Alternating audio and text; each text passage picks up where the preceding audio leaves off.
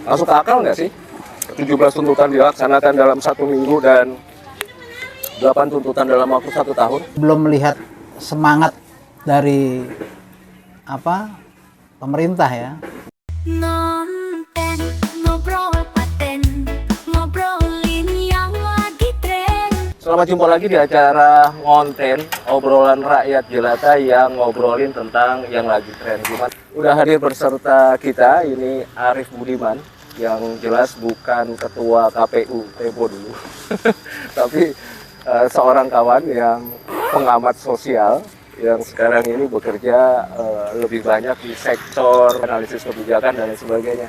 Tetapi beliau juga senang sekali mengamati perkembangan sosial yang ada belakangan ini yang terjadi di Indonesia. Selamat hari gini Pak Arif. Selamat pagi Pak Honi. Iya, ini sotominya dia nggak mau sarapan ini kayaknya, ya kan? Agak maju Pak Arif. Mungkin jangan nyender begitu, jangan santai-santai gitu. Gimana kabar? Kondisi sekarang nih? Baik, sehat Pak Honi. Aktif kerja?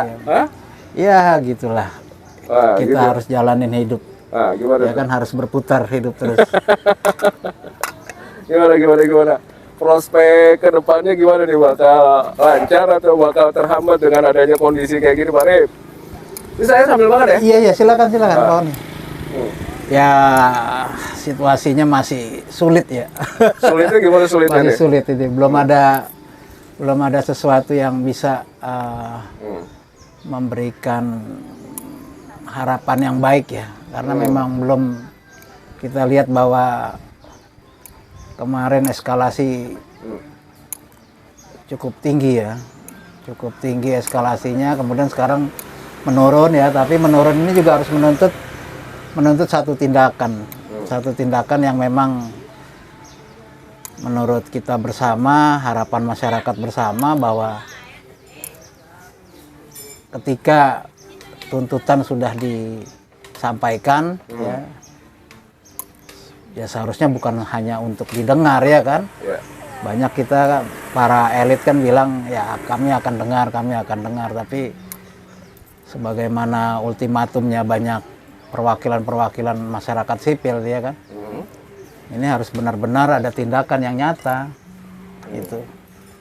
Tindakan yang nyatanya itu bagaimana cara kita ngontrolnya itu supaya tuntutan itu bisa katakan disikapi atau ditindaklanjuti? Ya seharusnya ada kontrol yang cukup kuat ya dari masyarakat sipil, termasuk juga dari kalangan-kalangan internal di pemerintahan yang memiliki komitmen terhadap perubahan-perubahan itu.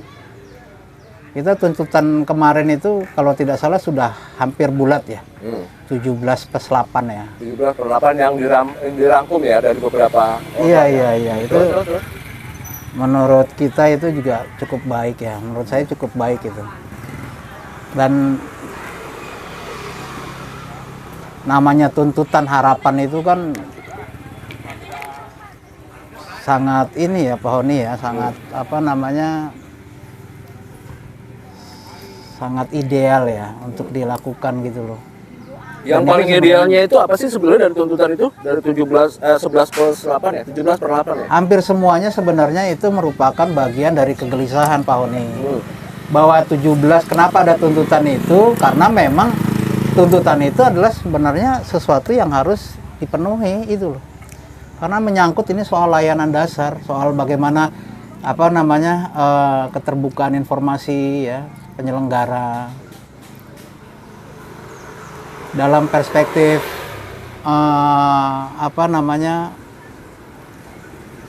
masyarakat ini kan sebenarnya ya rakyat itu pemegang kedaulatan, dia pemegang amanat dari rakyat pemegang kedaulatan.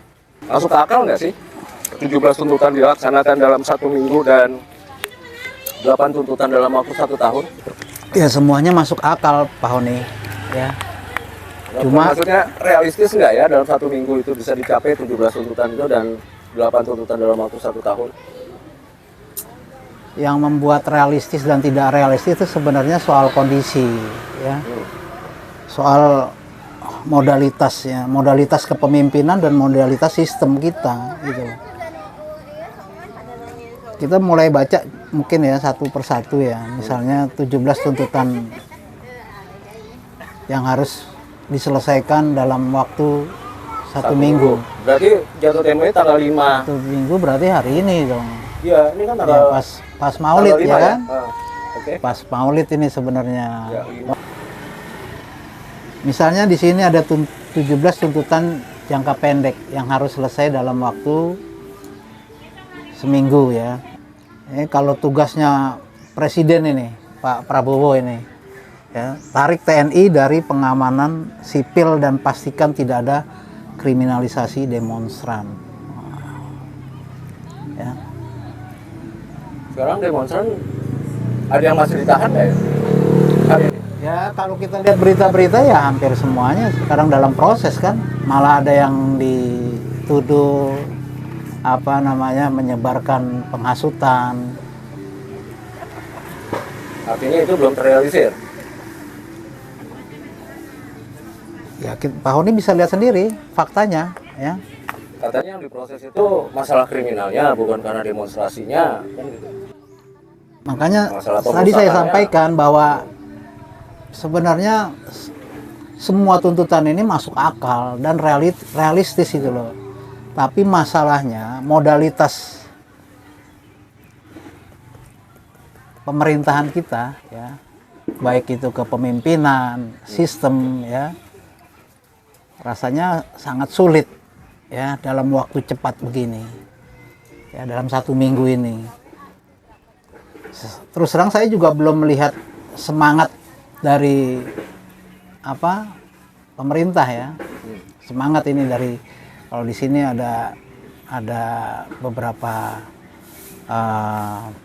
lini ya, dari kepresidenan sendiri, dari perwakilan rakyat, DPR ya kan, kemudian dari ketua umum partai juga ya, kemudian dari kepolisian dan kemudian dari TNI dan juga kementerian yang memegang sektor-sektor ekonomi.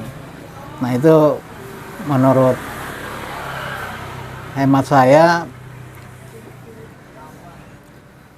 kalau bicara soal modalitas itu, modalitas kayaknya agak sulit dipenuhi di dalam waktu satu minggu ini. Modalitas yang mana yang kurang kira-kira? Yang belum ada sehingga belum bisa terrealisir. Banyak Pak Honi ya kan, ini sebenarnya kan dampak ini misalnya tarik TNI dari pengamanan sipil dan pastikan tidak ada kriminalisasi demonstran. Ya, belum selesai pembicaraan kita kali ini. Kita akan lanjut lagi di konten selanjutnya bersama Pak Arief Budiman. No